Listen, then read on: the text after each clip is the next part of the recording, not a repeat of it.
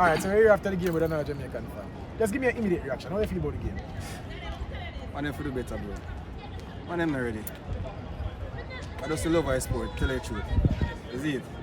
Alright. Man, them need to go back to the basic.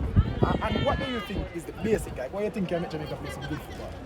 I think the man them need to touch about the drawing board. You know, try to be more tactical.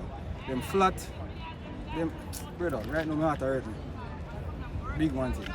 So we know that Qatar, we won't be in Qatar. It's over for Jamaica in terms of 2022. Based on what you saw today, you think this is, a good step in terms of 2026? You think we can build on what we saw today? No. We still need more. We still need more. Because even the youth make him debut. Him come on and we never really see that energy there. I make a debut and we not break him down or nothing, And so everybody, But man them feel like put in more work, man. Even at the end, I agree alone around. Like the man him never hungry for it, brother. You see what I'm saying? And how you feel about the coach and the way him set up today to play at Salvador?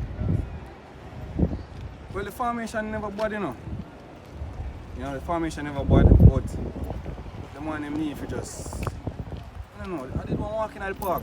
I don't know how a Georgie's team could have beat the Salvador team. Swear to God, Georgina James them in them prime, them play schoolboy football, could have run over that El Salvador side. So what I'm hearing from you, this one feels like a loss. It's worse than a loss, brother. It's embarrassing. It's an embarrassment. And it's not like them, the quality is there because you can see it, but man, them just, I don't know what to tell. Understand, man.